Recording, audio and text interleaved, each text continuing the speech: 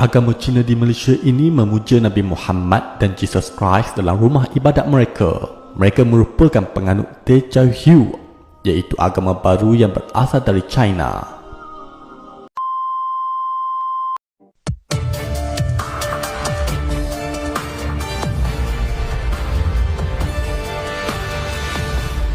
Subscribe dulu yang belum subscribe. Selamat menonton. Enjoy. End of flashback.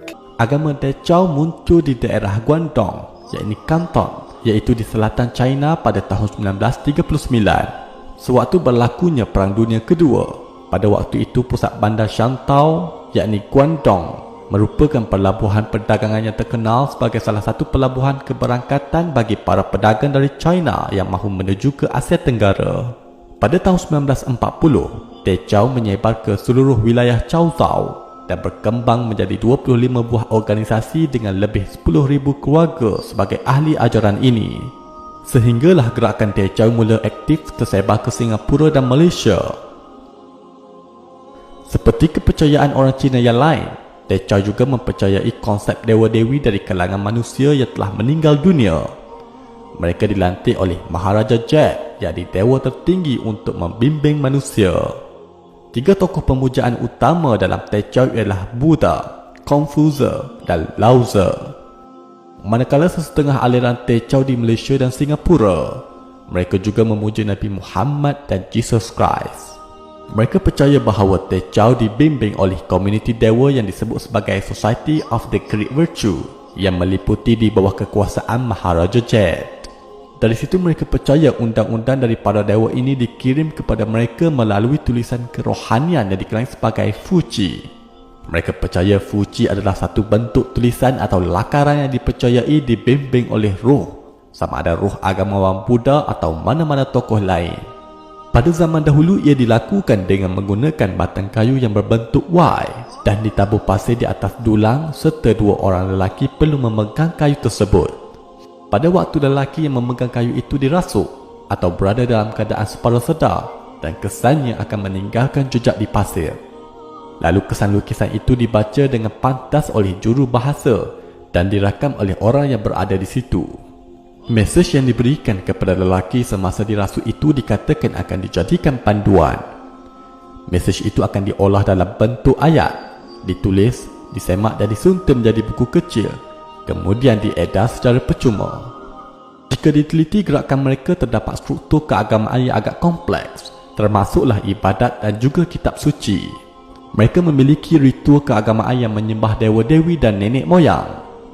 Malah di dalam prinsip 4 objektif utama mereka mengatakan, pertama, percaya kepada 5 tokoh suci dalam agama utama iaitu Taoism, Confucianism, Buddhism, Kristian dan Islam. Kedua, untuk menjalankan aktiviti pendidikan dan tujuan untuk membimbing masyarakat terutama dalam kebajikan dan moral dan mengajar mereka untuk memupuk watak mereka dengan Tao. Ketiga, menganjurkan amal dan kebajikan sosial dengan bertujuan untuk membantu masyarakat dalam kemiskinan dan kesusahan. Keempat, untuk kebajikan ahli-ahli Teochew, mendidik masyarakat satu semangat untuk membina moral. Teochew juga memiliki kitab suci tersendiri yang dikenali sebagai Teochew Jingtian. Mereka juga memiliki sembahyangnya tersendiri dan ritual agama mereka. Teochew di Malaysia. Pada tahun 1954, kumpulan Teochew muncul satu demi satu di tanah Melayu seperti di Melaka, Johor, Pulau Pinang dan Perak. 8 lagi kumpulan dibentuk pada tahun 1960 dan pada tahun 1981 terdapat sekurang-kurangnya 30 organisasi Teochew di Malaysia. Sebilangan besar kumpulan Teochew yang tergolong dalam Liga Teochew umum disebut sebagai Persatuan Nanyang Moral Uplifting atau Teochew. Jika Teochew di Hong Kong, Thailand dan China, dewa sembahan utama bagi mereka adalah Buddha, Confucius dan Lao Tzu.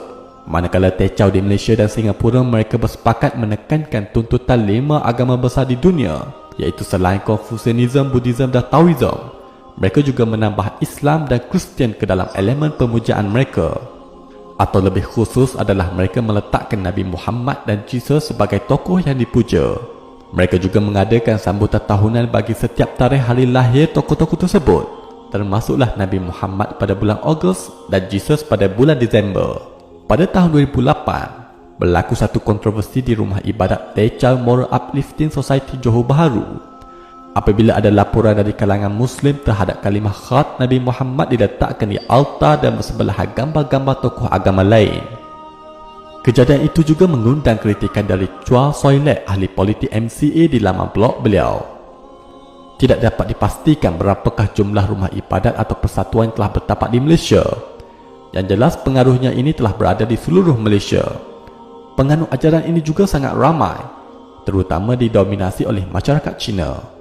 Dalam rekod berdaftar Jabatan Pendaftaran Pertubuhan Malaysia, ia dikenali dengan terjemahan nama bahasa Malaysia atau bahasa Inggeris yang mempunyai maksud yang hampir serupa, seperti Persatuan Memperbaiki Akhlak, Persatuan Mempertinggi Akhlak, Persatuan Pendidikan Moral, Persatuan Penganut Ajaran Pendidikan Akhlak, Pertubuhan Amal dan Pendidikan Akhlak, Pertubuhan Meninggikan Akhlak, Pertubuhan Pendidikan Akhlak, Moral Uplifting Society, Charity Uplifting Society. Mereka masih giat aktif dalam melebarkan pengaruh ajaran mereka di Malaysia. Di dalam buku 60 Agama Baru di Malaysia ada membahaskan secara mendalam. Malah turut didedahkan tidak kurang 50 gerakan agama baru dari luar negara yang telah berjaya bertapak di dalam negara ini.